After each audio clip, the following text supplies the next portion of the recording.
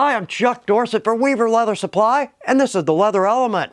If you've got a good question for us or a good idea for a leather element, drop it in the comment box below. Also, if you want to know when our videos release, just click your notifications.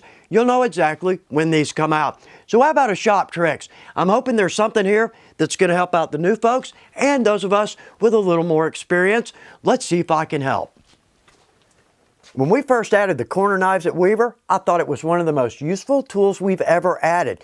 I've got round corners on every project and I use these all the time.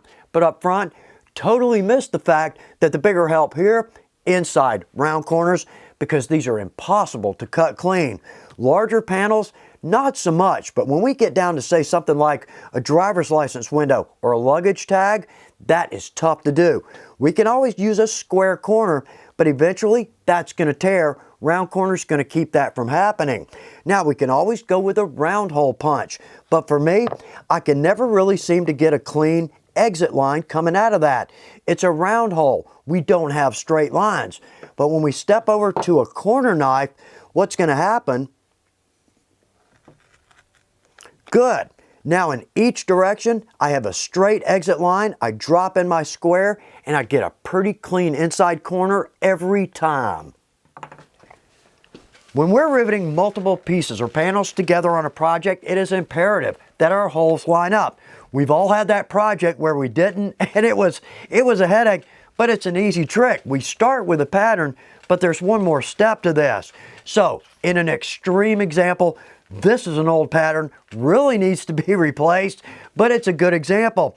So I'm going to have another panel lay over this on this side. These are rivet holes.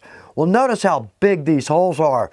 Well, on this piece, I can mark, and then on the next piece, I'll mark. But because we've got so much room in there, what's going to happen is when we put these two pieces together, our hole is not going to match. In fact, there's the hole. Look how much difference we can have. So let's do this.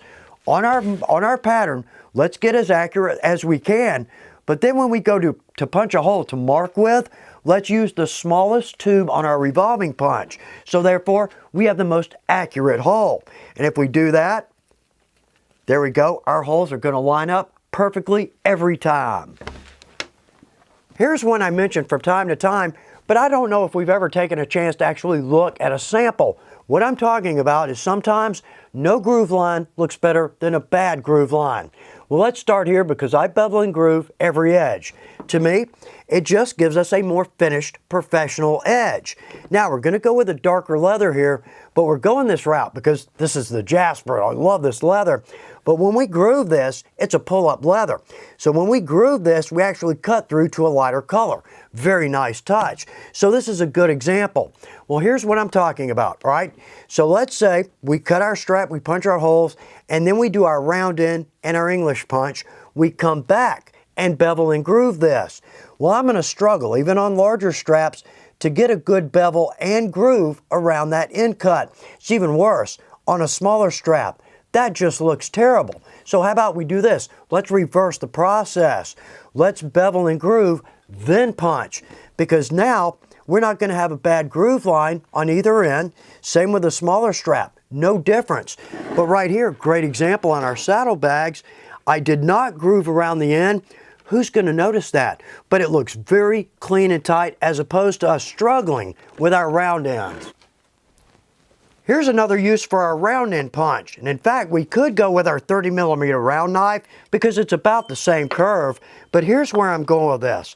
So we've got a shoulder strap, typically 1.5 inch wide because we need some comfort for our shoulder. But right here, I'd like to drop in an O-ring. Well, I want to go with a 1.5 inch O-ring simply for aesthetics because as the O-rings get larger, they're noticeably larger. So we could simply drop that in and rivet that on. Well, it's not bad, but that's simply too much strap for that O-ring. But this also is going to work for D-rings or clips or squares if we need to. We don't have to taper our strap. So let's take a 1.5 inch round end punch.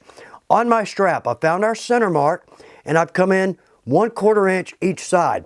So we're going to have a 1 inch strap there. All right, let's take our round punch and I'm going to put this just inside that mark so we don't see the mark with the end product. Let's punch that. Let's flip it around. Do the same thing over here. Good. Now we can drop in that 1.5 inch D-ring, and it has ample room to move. That actually looks pretty good. I typically use far more thread than I actually need when I'm hand sewing.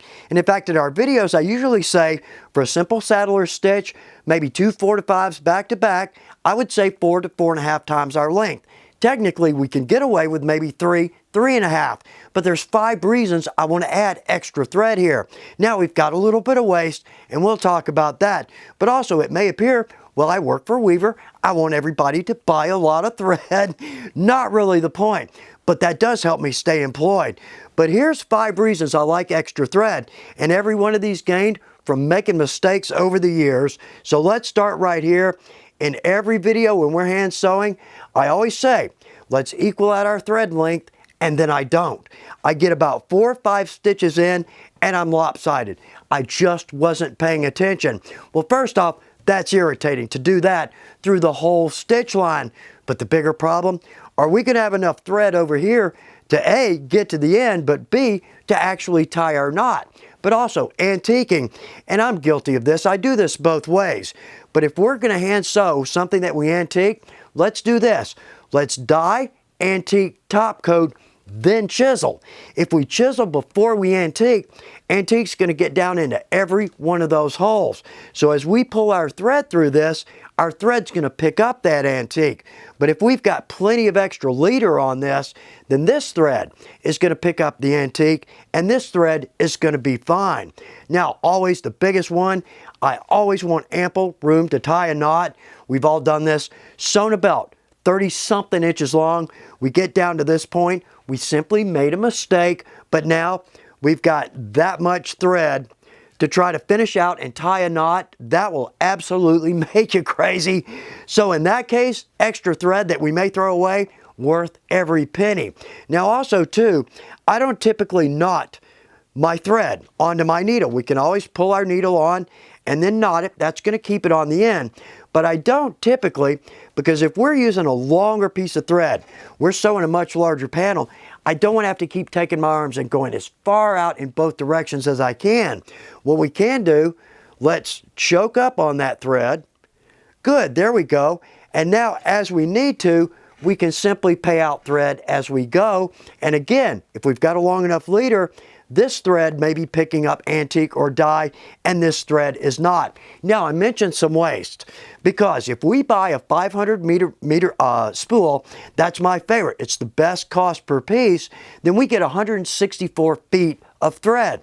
So if we divide that by the cost, we're only paying about 9 cents a yard for that thread. And on that belt, when we get down here, oh, worth every penny to have another foot or so, simply so I know I have enough thread to do what I need to do. Like I said, I hope there's something in here that's going to help us out. Let's enjoy that time in our shop. And if we do, our projects are going to reflect that. Thanks for taking time to watch The Leather Element. Good luck with your projects.